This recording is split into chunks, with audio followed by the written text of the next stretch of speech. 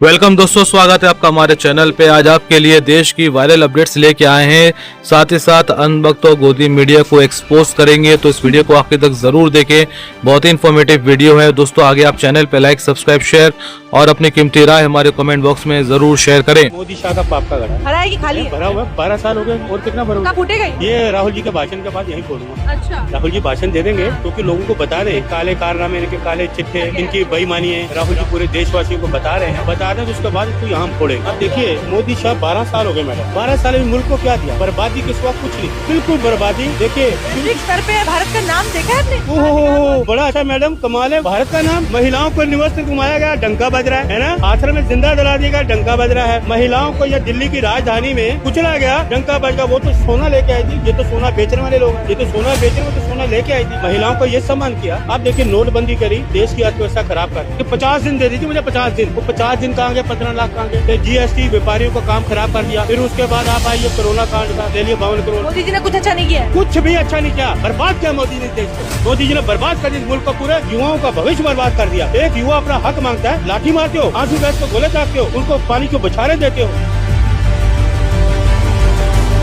मैं जब बाबरी मस्जिद का फैसला आया था, मेरी प्रेस कॉन्फ्रेंस उठाकर देख लो आप, मैंने उस फैसले को कहा था, अंग्रेजी में कहा था कि this is a victory of faith over facts. मैंने अपने प्रेस कॉन्फ्रेंस में कहा था कि मुझे अंदेशा है कि इस फैसले के बाद और मसाइल शुरू हो जाएंगे। मैंने नाम लेकर कहा था, ज्ञानवापी, मथुरा, लखनऊ की टीले वाली मस्जिद, सब सच साबित हो रहा है। उस वक्त भी सब गालियां दिए मुझे, मैं भी। सीएम कौन होता देखने वाला, जिसने उसको अलाउ किया उस लड़की को स्टेज पे जाने के लिए? ये उनका काम था। कोई महिला टीचर, महिला प्रोफेसर चेक कर लेती। मानसिक रूप से एक विकलांग आदमी है, और क्योंकि विधानसभा में उसने एक बकवास की थी, उसके बाद चाहिए तो बिहार के लोगों का था, ऐसे बीमार आदमी को घर बिठा देते। औरतों के हिजाब के लिए आज जो आवाजें उठाई जा रही, इन दरिंदों को जरूरत किस बात की कि हम जो पहने, तुम्हें क्या फर्क पड़ता है? तुम नंगे भी रहते हो तो हम क्या कहने जाते हैं? तुम क्या कहते हो, क्या खाते हो, क्या पीते हो? हमने कभी कहा? कभी किसी ने पेशाब पी लिया, गोबर खा लिया, हमें कुछ फर्क नहीं पड़ता। हमें क्या फर्क पड़ता है? आजाद मुल्क है, तुम जो खाना चाहो, जो पीना चाहो कहो। लेकिन इन दरिंदों को तकलीफ हर मुसलमान से होती है। तुम गोश्त नहीं खा सकते, तुम टोपी नहीं पहन सकते, तुम दाढ़ी नहीं रख सकते, तुम दुपट्टा नहीं ओढ़ सकती, वो हिजाब नहीं पहन सकती, एक टीचर लपटे आती है दुआ नहीं पढ़ सकता, एक मस्जिद का इमाम तना सफर नहीं कर सकता। हालात अभी गुजरात में ऐसे हैं कि एक साहब हमारे साथ रहते हो, कहते मैं गांव में गया तो पूरे गांव वालों ने घेर कर कहा आपसे खरीदो फरोख्त हमारे लिए जायज नहीं। हमारे मुखिया ने ऐलान कर दिया मुसलमान से खरीदो फरोख्त नहीं हो सकती। ये जहर है, ये जहर है मेरे अजीजों। इन्हें कुरान पसंद नहीं, इन्हें रब्बे जुल जलाल के नाम पसंद नहीं, हुजूर पाक का नाम पसंद नहीं, हर चीज हमारी नापसंद है। तो फिर तुम किसके पीछे लगे हो? कयामत के दिन अल्लाह की बारगाह में जवाब देना होगा। जो कौम दुश्मनी में तुल रही थी, तुम उसको राजी करने के लिए आगे पीछे घूम रहे थे। ऐ मुसलमानों, आज अगर किसी को राजी करना है तो वो मौला को राजी कर लो। वो सिर्फ एक सजदे में राजी होता है। उस रसूल को राजी कर लो जो एक दुरूद में राजी होता है। और इस दुनिया पर पूरी ताकत भी झोंको, ये नहीं राजी होगी तुमसे, ये राजी नहीं होगी। हिजाब के मसले को आपके समझ रहे, प्रोटेस्ट करने से खत्म हो जाएगा, हम अपनी ताकत दिखाएंगे। नहीं मेरे अजीजों, अहद तो ये करो, गलतियां हमारे घरों से थी, अब हमारी हर बच्ची हिजाब में आएगी, हमारी हर बच्ची हिजाब में आएगी। अब पाबंदी करो और उसके बाद देखो फिर अल्लाह ताला की मदद कैसी होती है। एक बार जब तुम्हें हुक्म दिया मौला ने कि इस तरह से तुम ढल जाओ मेरे नबी के अखलाक में, फिर होगा क्या? कुफ्र दम तोड़ देगा टूटी हुई शमशीर के साथ। कुफ्र दम तोड़ देगा टूटी हुई शमशीर के साथ। घर तुम निकल आओ एक बार नारे तकबीर के साथ। बस इतनी जरूरत। और मैं अपनी इज्जतदार मां और बहनों से ये अर्ज कर रहा हूँ, बिला खौफ आप हिजाब पहनिए, बुरखा पहनिए, निकाब पहनिए। शहजादी जन्नत का वाकया याद रखिए कि जब शहजादी जन्नत इस दुनिया से रुखसत हो रही थी तो आपने ये वसीयत की थी कि चेहरा तो दूर की बात, कोई मर्द भी मेरा जनाजा ना देखे। आपने कहा कि रात में मेरा जनाजा निकालना, कोई मर्द भी मेरा जनाजा ना देखे। प्रधानमंत्री मोदी और उनके सारे मंत्री झूठ बोलने में माहिर हैं। पूरी दुनिया ने देखा कि इस बार दिल्ली में AQI ने सभी रिकॉर्ड तोड़ दिए। राजधानी के कई इलाकों में AQI 1000 पार हो चुका था। प्रदूषण की वजह से अस्पतालों में मरीजों की लाइनें लगी रही। डॉक्टरों ने दिल्ली में हेल्थ इमरजेंसी घोषित कर दी थी, लेकिन पर्यावरण मंत्री भूपेंद्र यादव कह रहे हैं कि दिल्ली में एक भी दिन AQI 400 के पार नहीं गया था। 2016 में जो AQI जिसको 200 कहते हैं, मतलब अच्छे दिनों की संख्या जो 110 होती थी, 110, 2026 में वो संख्या बढ़कर के 200 हो गई है। इस वर्ष जनवरी नवंबर की अवधि में दिल्ली का औसत AQI जो 2018 में 213 था, वो कम होकर के 187 हुआ है। 2025 के दौरान दिल्ली में एक भी दिन AQI 450 नहीं हुआ है। हम उसको कंट्रोल रखने में सक्षम हुए हैं। नरेंद्र मोदी और उनके मंत्रियों में रत्ती भर भी शर्म नहीं बची है। आंकड़े छिपाना इनकी फितरत बन गई है। दिल्ली की मुख्यमंत्री AQI को टेम्परेचर बताती हैं तो पर्यावरण मंत्री कहते हैं कि दिल्ली का AQI 400 पार नहीं गया। एक से एक नमूने भरे पड़े हैं। वैसे मंत्री जी, आपकी जानकारी के लिए बता देती हूँ कि 50 से ज्यादा AQI जानलेवा होता है और आप 400 AQI बताकर अपनी पीठ थपथपा रहे हैं। आपको शर्म आनी चाहिए। बताइए, आप कह देते कि अपना मुंह खोलो, हम देखना चाहते हैं, बिना देखे हम नहीं प्रमाण पत्र देंगे, लेकिन अपने हाथ से पकड़ करके यूं खींच देना, ये कहां तक उचित है? तो इसलिए ये सब होगा। अब उनको विराम लेना चाहिए, हमारा स्पष्ट कहना है। पहले भी हमने जब चुनाव में हम गए थे बिहार, तब भी हमने कहा था। नीतीश कुमार ने जिस महिला का नकाब हटाया था वो महिला अब बिहार छोड़ चुकी है और नौकरी भी नहीं ज्वाइन करना चाहती है। एक रिपोर्ट के मुताबिक महिला का नाम नुसरत परवीन बताया जा रहा है और वो बिहार छोड़ करके अपने परिवार, अपने भाई के पास कोलकाता चली गई है। महिला का कहना है कि उस घटना के बाद से ही वो सदमे में है, उसे समझ नहीं आ रहा है कि क्या करना चाहिए, क्या नहीं करना चाहिए। वहीं दूसरी तरफ उसके परिवार वाले कह रहे हैं कि महिला अपनी नौकरी ज्वाइन करने के लिए राजी नहीं है। ऐसे में परिवार भी उस पर दबाव नहीं बना रहा है। बताते चले कि 15 दिसंबर का वो वक्त था जब डिग्री लेने के दौरान एक मुस्लिम महिला का बुर्का हटाने की कोशिश मुख्यमंत्री नीतीश कुमार ने की थी, जिसके बाद से ही लगातार बिहार की सरकार जो है सवालों के घेरे में है। विपक्ष मुख्यमंत्री नीतीश कुमार से इस्तीफा मांग रहा है। अभी तक बिहार की सरकार की तरफ से इस पूरे मामले को लेकर कोई भी ऑफिशियल स्टेटमेंट जारी नहीं किया गया है। वहीं दूसरी तरफ देश भर में तमाम विपक्षी नेताओं ने नीतीश कुमार के खिलाफ FIR दर्ज कराने की शुरुआत भी कर दी है। बताते चले कि महिला जो है वो डॉक्टर है और डॉक्टर की डिग्री लेने के ही दौरान उसके साथ ये घटना हुई। उसकी ज्वाइनिंग 20 दिसंबर की थी, लेकिन उससे पहले वो अपने साथ हुई इस घटना को लेकर काफी ज्यादा तनाव में है और कह रही है कि वो नौकरी ज्वाइन नहीं करेगी और कभी बिहार वापस नहीं जाएगी। फिलहाल जिस तरीके से महिला मानसिक सदमे से गुजर रही है, उसको लेकर के तमाम जो लोग हैं वो उस महिला के साथ खड़े हो गए हैं और नीतीश कुमार ने जो ये घटना की है उसकी निंदा कर रहे हैं। दोस्तों, TMC सांसद कल्याण बनर्जी ने भरी संसद में नितिन गडकरी को घेर लिया। जैसे ही चर्चा के बाद गडकरी निकलते हैं, कल्याण बनर्जी उनको दबोच लेते हैं और ऐसे सवाल पूछ लेते हैं कि हर कोई ठहाके मारकर हंसने लगता है। कल्याण बनर्जी ने हंसते हुए पूछा कि एक भी घुसपैठिया मिला क्या, लेकिन नितिन गडकरी जवाब नहीं दे पाए तो आगे बढ़ने लगे और इसके बाद कल्याण बनर्जी ने एक बार फिर से उन्हें रोक दिया और कहा सुनिए तो, और फिर कान में दोबारा से अपना सवाल पूछ लिया और ये सुनते ही दोनों जोर जोर से हंसने लगे।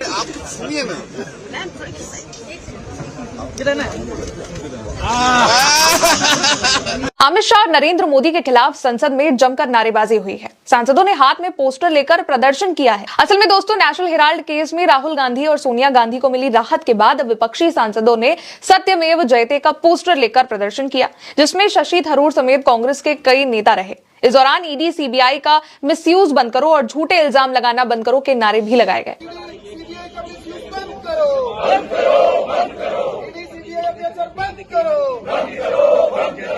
जो हर दिन आपके दरवाजे तक आता है, आज वही सड़क पर बैठा है। दिल्ली के लाजपत नगर में कड़ाके की ठंड के बीच ब्लिंकिट के डिलीवरी पार्टनर हड़ताल पर बैठे दिखे। वजह थी अचानक आई पेमेंट बिना किसी नोटिस, मैसेज या ऐप नोटिफिकेशन के। जहां एक ऑर्डर के 27 रुपए मिलते थे, वह सीधे 16 रुपए कर दिए गए। राइडर्स ने बताया कि अपनी बाइक पेट्रोल और जोखिम के साथ 12 से 18 घंटे काम करते हैं, फिर भी नए न्यूनतम कमाई की गारंटी कुछ नहीं है, ना वेज कट का कोई जवाब दिया जाता है। हादसों के बाद इंश्योरेंस का दावा अधूरा रह जाता है। शिकायत करने पर भी ID बंद करने की धमकी तक मिलती है।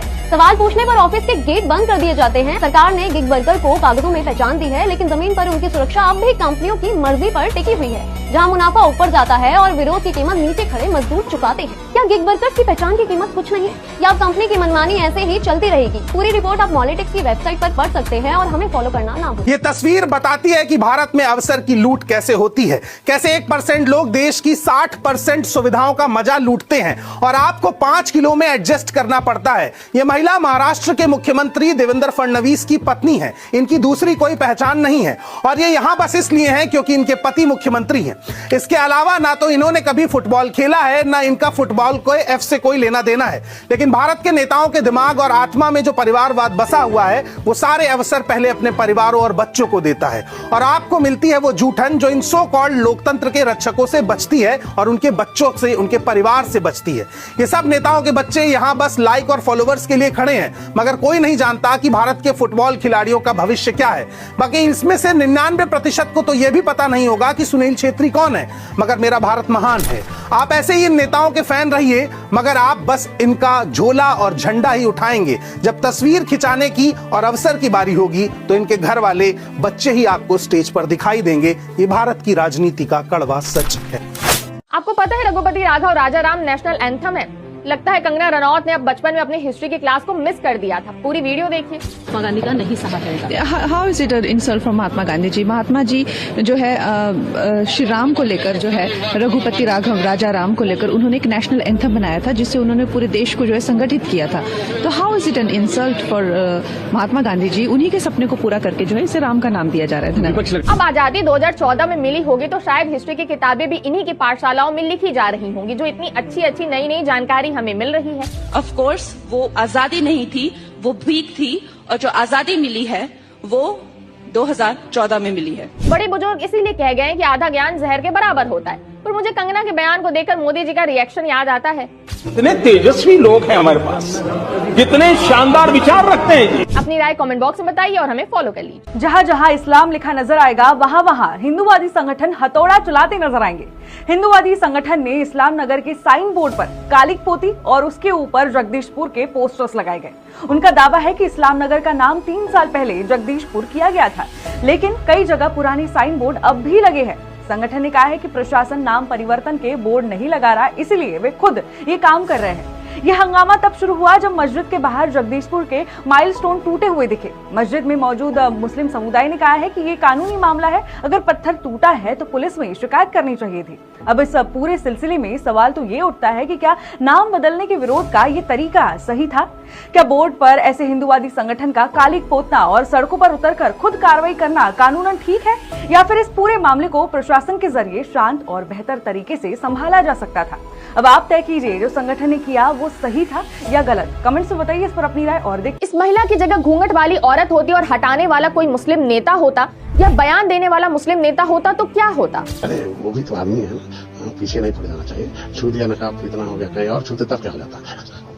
नहीं तो आपको क्या लग रहा है कि कहीं और भी छू लेते हैं क्या? आप बात कर क्या कहीं और छू लेते? आप लोग तो नकाब पर इतना है, कहीं और चेहरा वाला छुआ जाता है, कहीं और उंगली पड़ जाती है, तब क्या करते हैं आप लोग? सत्ता के नशे में चोर पहले एक मुख्यमंत्री एक महिला का नकाब घीसता है, फिर एक नेता और पत्रकार उसकी वकालत करते हुए ऐसे खिलखिलाते हैं। योगी सरकार में मंत्री और निषाद पार्टी के अध्यक्ष संजय निषाद का बयान नेताओं की उस दोहरे चरित्र का शर्मनाक चेहरा है, जो भाषणों में तो महिलाओं के हित की बात करते हैं और सोच सामंतवादी और मनुवादी महिला विरोधी रखते हैं। क्या कहना चाहते थे आप संजय जी इस बयान से? उस महिला को नीतीश कुमार कहां छू देते और कहां उंगली लगा देते? सोचिए, आप ऐसे नेता विधानसभा संसद में जनता के प्रतिनिधि के तौर पर बैठते हैं, महिलाओं के लिए नियम कानून बनाते हैं। ऐसे अश्लील, भद्दे और निहायती घटिया सोच वाले नेताओं की नजरों से ही पहले महिलाओं को सुरक्षा की जरूरत है। और पत्रकार साहब को तो देख कर लगता है कि पत्रकारिता की पढ़ाई में संवेदनशीलता तो पढ़ाया ही नहीं गया इन्हें, जो ऐसे ठहाके लगाते हुए मंत्री के बयान पर मुहर लगा रहे हैं। मेरा सवाल महिला आयोग यूपी सीएम योगी आदित्यनाथ से भी है, या तो आप महिलाओं के हित की बात बिल्कुल न करें, नहीं तो जवाबदेही लें इस बयान पर और यह बताएं कि इस बार बुलडोजर चलेगा या बर्खास्ती होगी, या फिर से वोट की राजनीति में महिला सम्मान को रौंद दिया जाएगा।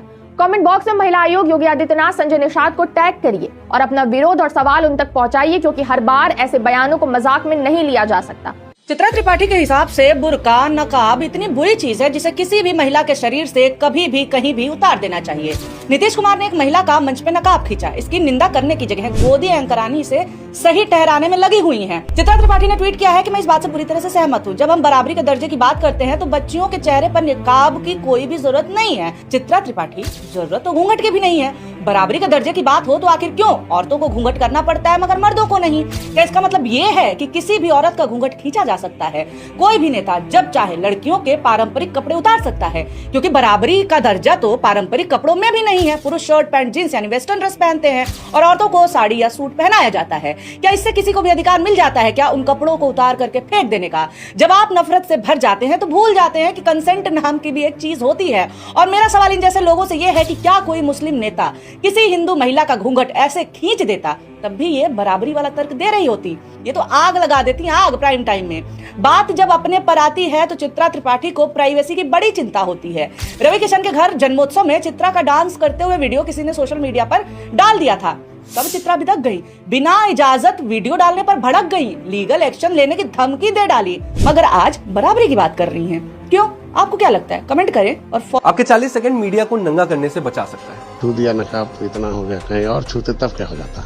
ये क्लिप नेता को एक्सपोज नहीं करती है, जर्नलिज्म को नंगा करती है। यूपी के मंत्री ने एक महिला पर घटिया बयान दिया और सामने बैठा पत्रकार सवाल नहीं ठाके लगा रहा है। कहीं और भी छू लेते क्या है? आप इस तरह की बात कर रहे। याद है कठुआ रेप केस, जब प्राइम टाइम डिबेट्स में पीड़िता नहीं उसके परिवार और उसकी पहचान पर सवाल उठाए गए।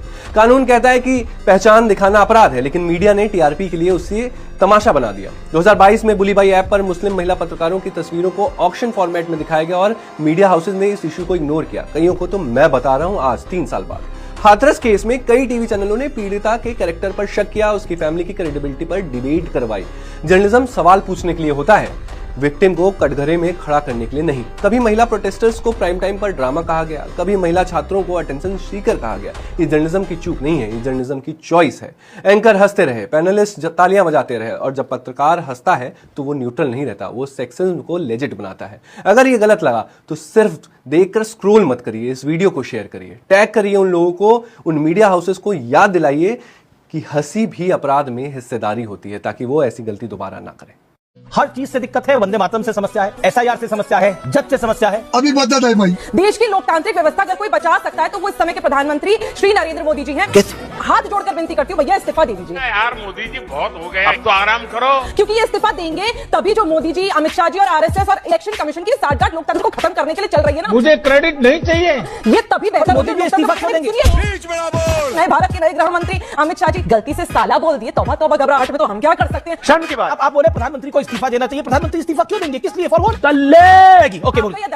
एक सेकंड, मुझे कोई दर्द नहीं। कह दो कि ये झूठ है। मुझे 25 साल हो गए पत्रकारिता करते हुए। चुप कर कुत्ते। वंदे मातरम भी बोलना अब वोट बैंक का विषय बन गया। अब गर्दा उड़ेगा भैया। क्योंकि इन्होंने वंदे मातरम पर बोला तो भारत माता की जय वंदे मातरम। कांग्रेस ने राष्ट्रगान का खिताब वंदे मातरम को दिया 1925 के बाद। मुझे बताइए 52 साल तक आरएसएस ने काहे वंदे मातरम अपनी सभाओं में, शाखाओं में क्यों नहीं गाया? आग लगा दी, आग लगा दी, आग लगा दी। और ये राष्ट्रवादी होने का नाटक आरएसएस को, भारतीय जनता पार्टी खत्म गया। दलाल दलाल, ये तो लेने के देने पड़ गए। जहां से टूरिस्ट की गाड़ियां गुजरनी चाहिए थी, पर यहाँ पर लोग अपनी फसलें सुखा रहे हैं। ये एयरपोर्ट बना तो एक कॉमर्शियल एयरपोर्ट था, पर ये अब सिर्फ एक वीवीआईपी एयरपोर्ट बनके खत्म हो चुका है। यहाँ फ्लाइट्स तो आती हैं, पर सिर्फ पॉलिटिशियंस की। लेकिन इतना बड़ा एयरपोर्ट, 448 करोड़ जिसकी लागत है, 3.2 किलोमीटर का जिसका रनवे है, जिसे खुद पीएम नरेंद्र मोदी ने इनॉग्रेट किया, आखिर वो फेल कैसे हो गया है? इसी को ये है इंडिया का 448 करोड़ का एक इंटरनेशनल एयरपोर्ट, जिसे खुद पीएम मोदी ने इनॉग्रेट किया था, जो बनने वाला था ग्रोथ इंजन। लेकिन आज इनॉग्रेशन के सिर्फ 3 साल बाद ये बिल्कुल वीरान पड़ा है। कुछ फायदा हुआ अपनी जमीन एयरपोर्ट को देने से? कोई फायदा नहीं हुआ, नुकसान छोड़ के। बहुत से गांव खत्म हो गए। हम लोग कहाँ जाएंगे? हमारे इतने घर जमीन है, कोई से पता कर लीजिए, हमारे कहीं नहीं है। इनॉग्रेशन हुआ अक्टूबर 2021 में और इनॉग्रल फ्लाइट श्रीलंका से आई। 26 नवंबर 2021 को कॉमर्शियल फ्लाइट की शुरुआत हुई और 7 नवंबर 2023 को आखिरी फ्लाइट ऑपरेट हुई। यानी 2 साल में एयरपोर्ट ठप।